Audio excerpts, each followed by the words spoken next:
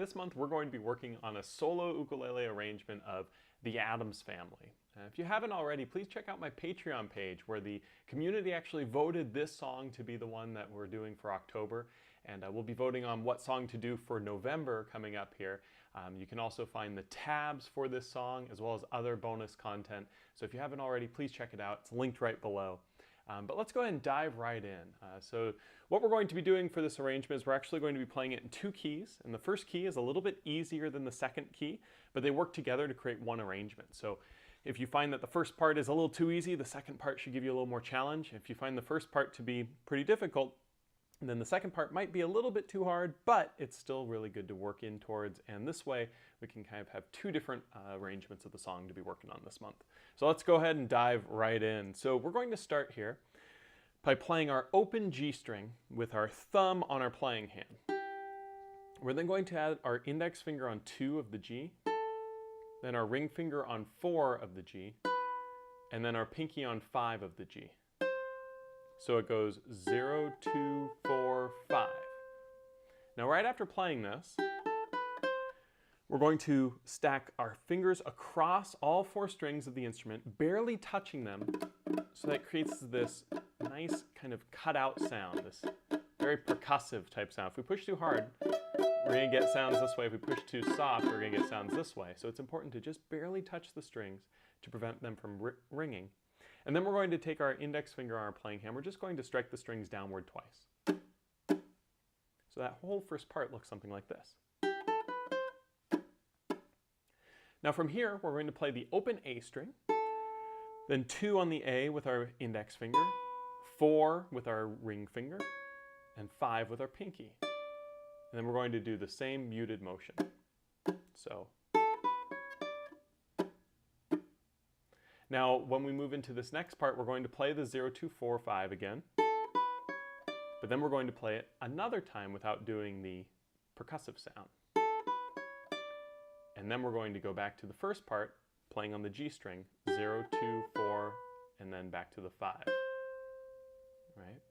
Now after we play that 5, we're going to do the percussive sound 2 more times. And what this essentially does is takes us through the repeat of this part.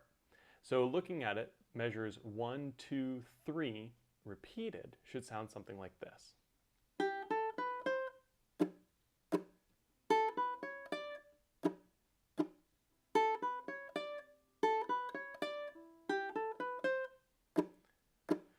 Now, we do this twice all the way through. And after the second time, we go into the main melody of the song. So at this point with the song, we're going to start with our open G string, and then we're going to play a C chord. But the way that we want to play the C chord this time is we're going to be using our index finger here on the 3rd fret of the A string to set up our fingers to then go higher on the fretboard, because after playing the C, we're going to bring our pinky up to 7 on the A, and then back down to 3, and then open. So we start with the open G, then play a C chord with our index so that we can bring our pinky up to 7, then back down to 3, and then open. So that should sound like. Now right here, we're going to take our index finger, we're going to bar it across the 5th fret on the C, E, and A strings. And as we do this bar, it's really important to keep your finger nice and close to the fret wire to make the bar easier. The further back you are, the harder you have to push and the harder it is to get a good tone. So by rolling it nice and close can make fretting much easier. We're going to then play the 5 on the C, and then we're going to strum through the C, E, and A strings together. We'll then add our middle finger on the 6th fret of the E string and play just that. And then we're going to add our ring finger on the 7th fret of the E string, leaving the bar still there across 5 on the C, E, and A. Then we're going to play the G, C, and E strings. All right, so what that should sound like so far is.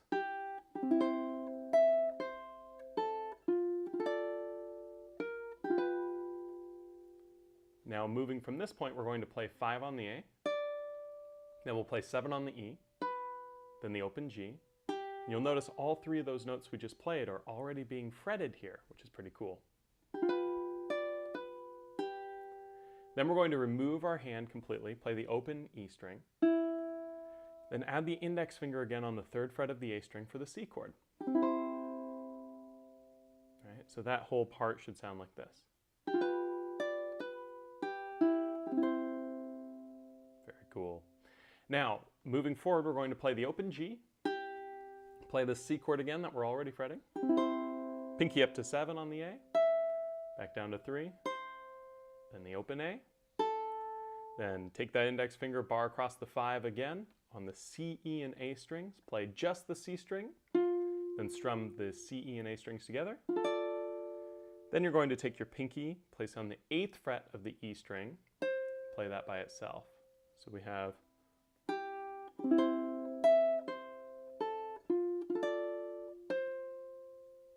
now at this point, we're going to go all the way down to a G7 chord. So middle finger on the 2nd fret of the C string, index finger on the 1st fret of the E string, and ring finger here on the 2nd fret of the A. We're going to strum all through 4 strings. Then we're going to play the open G. And we're going to remove just our ring finger to open up the A string, play that. Then add the ring finger back on 2, and then play a C chord. And that takes us through the first sort of repeat of this main melody. So if I were to play it really slow all the way through, it would sound something like this.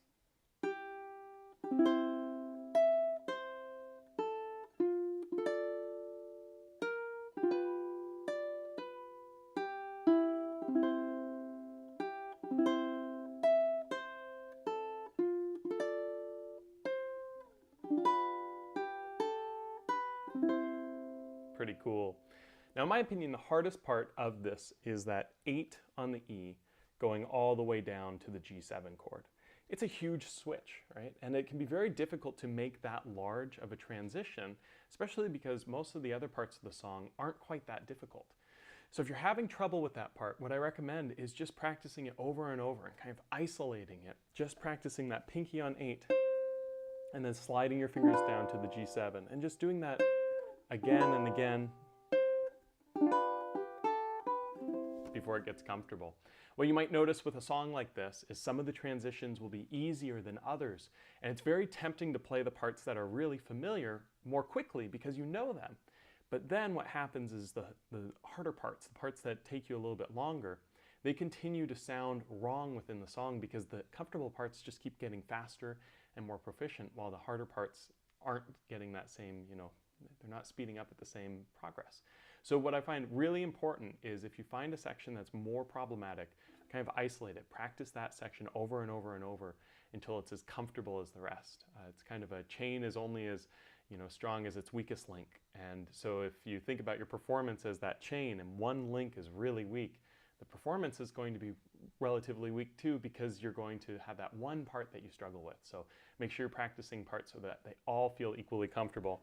And in my opinion, this is the hardest part of the song so far.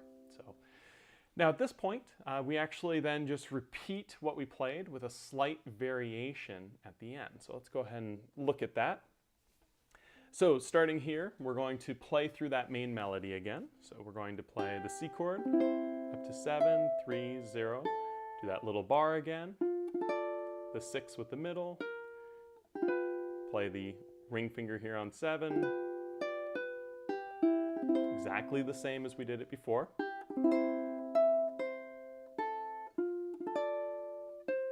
So once we get to this point, it's going to be a little bit different. What happens is we play the G7 again. So still that relationship jumping down from 8, the pinky all the way down. Then we're going to play the open G, then the open A. So we remove that ring finger, then we add it back on for 2 on the A. And now we're going to turn around into the new key. So if you wanted to end the song here, you could just play a C chord and be done, and that would sound great. But if you're wanting to do the modulation into another key, what we'll do here is we'll play that C chord, and then we'll use our middle finger on 2 of the A, and then our index on 1 of the A, stripping off the other fingers each time as we go down. So 3, 2, 1. This is actually the same progression that we used in the Amazing Grace lesson from last week, which if you haven't checked out, please check out the link below where you can find that. But that little relationship going down like this is switching us from the key of C major to the key of F major, which is pretty cool. So now we're actually going to be playing this song in the key of F. So to dive in right here, we're going to start by playing our open C string, then 2 on the C with our middle finger, then open on the E string, and then 1 on the E string with our index. So it's... And then after we play that, you'll notice those X's appear again. And all that we do there is mute the strings, laying our fingers across, give it 2 strikes going down. So we have... Very cool. So now what we're going to do is play middle finger on 2 of the C string, then open on the E, then 2 on the E with the middle finger, and then 3 on the E with the ring finger. So it's... We're going to do the 2 strikes again. So again, that was the middle finger on 2 of the C, open E, middle finger on 2 of the E, and ring finger on 3 of the E. Then we're going to play that again, starting with the 2. Play it another time. And then play the first part there, the 0 on the C, 2 on the C, 0 on the E, 1 on the E. So it goes... followed by the 2 smacks, right? So what that sounds like all the way through, starting with that transition, is...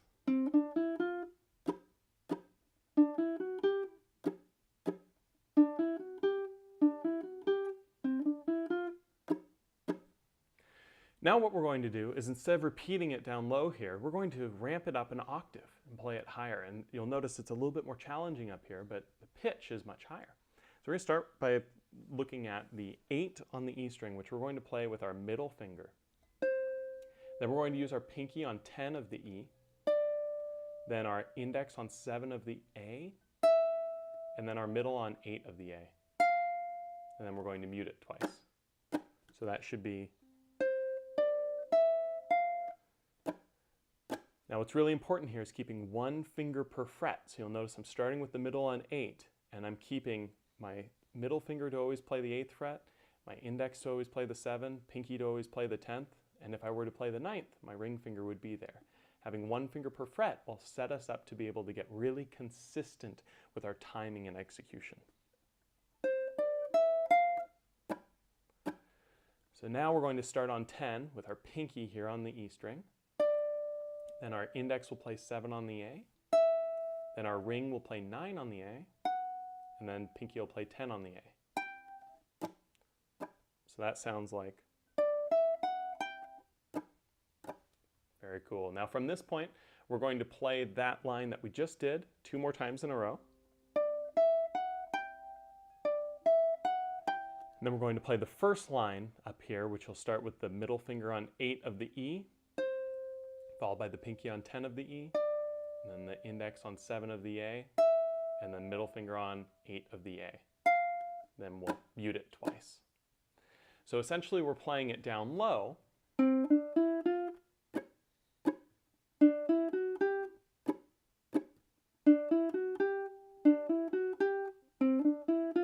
Then we move our hand up and play it up high.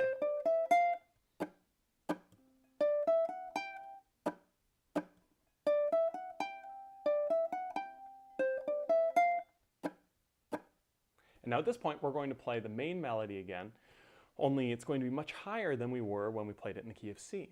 We're now playing it in the key of F. And the way we start here is take our middle finger, place it on the 9th fret of the C string, and then take your index finger and bar across the 8th fret of the E and the A strings together. Right? It can help with this to make sure that there's a little hole between your fingers here where this finger's crossing up and over, and this one is kind of giving that inward type of caving in to create that angle that we need to be able to get a good bar. You'll also notice my thumb is going to be more on the back end of the fretboard, making sure that I'm running a little bit parallel. I'm not trying to bend up and over, but getting that nice angle that's needed. Right? So at this point, I'm going to strum through just the C, E, and A strings. Then I'm going to take my pinky and play 10 on the A. And then I'll take off the pinky and play 8 on the A, which should be already there with the index finger. And then I'm going to add my ring finger on 10 of the E string. But as I add my ring finger on 10 of the E, I'm actually going to bar across the C, E, and A strings with my ring finger. And I'm going to play that 10 on the E followed by 10 on the C. Because then you'll notice the very next thing that's played is 10, 10, 10 on the C, E, and A. So by doing this bar here, I can set that up to make it easier. Now this bar across I find to be really difficult. I actually still struggle with it to this day, just because the ring finger is not very comfortable going over all four. But the main reason I struggle with it is because I don't do it enough. And when I was doing this arrangement, I thought to myself, oh, I'm just going to bar it with my index and make it easier for me. But I saw it as an opportunity for myself to get better because it really makes it easier when you're using the ring finger here on that 10th fret. So if that bar is tricky, that's okay. I know how difficult it can be, and so just keep with it, get that connection across all three of the strings that we want to play, and try to creep up towards the fret wire to make that bar a little bit easier. But with practice, you'll get it. And so we're looking at now that bar all the way across 10 of the C, E, and A strings we play through, and then we're going to take our pinky and add on 11 of the E string. Now when we do that pinky on the 11 of the E, we don't need the bar to keep going. So it's okay to have that pinky all by itself on 11. So that sounds like this so far.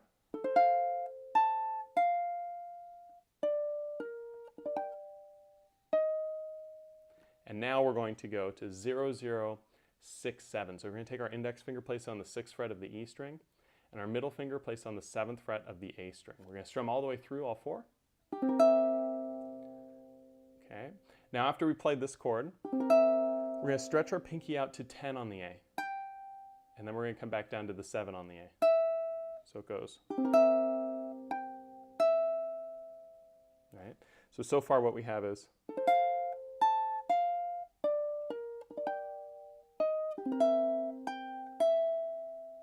now at this point you'll see there's a little slide marker going to the 8th fret of the E string. We're going to take our index finger, leaving it on that 6 on the E.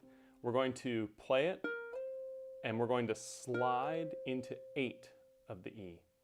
Because after we do this, we want to have it barred just like we do for that very first chord of this section. Because right after the bar, we're going to add the middle finger on 9 of the C, and then play through the C, E, and A strings with the A and the E strings both on 8 because of that index finger. So that looks like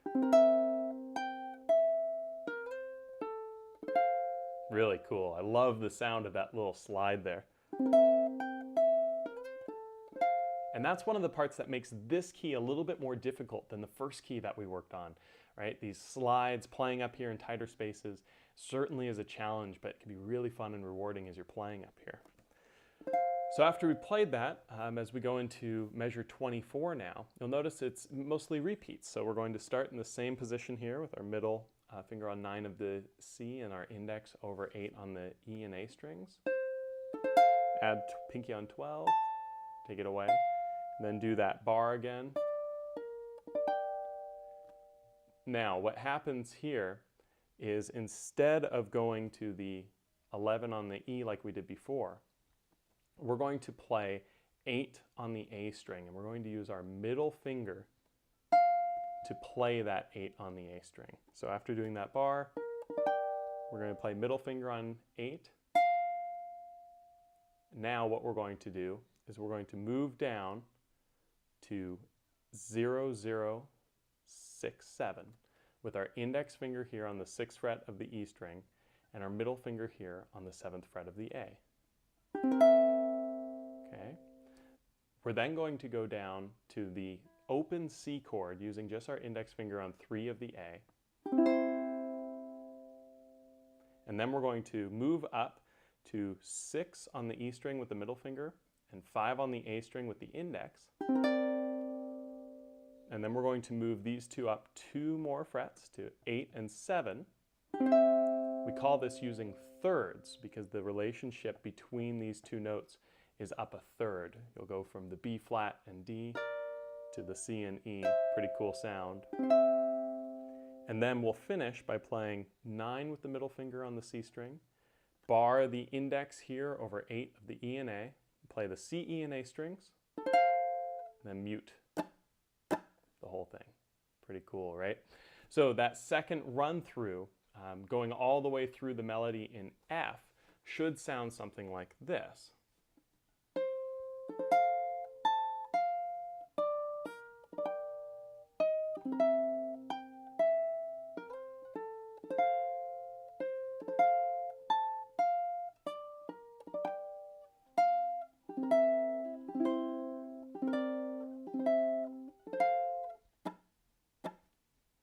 Pretty cool. So that's the whole Addams Family song in 2 different keys with a little modulation in between them. When you put it all together, it's a really fun, cool Halloween, type of sound.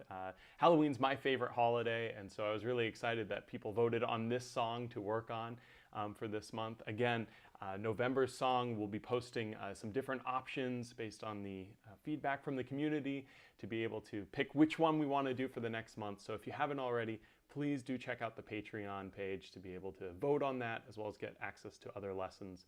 And so I've had a lot of fun working out this arrangement. I'm really excited to see what you guys decide for November's lesson. And if you have any questions or anything like that, please shoot me a message on Patreon, and have a wonderful October and Halloween season.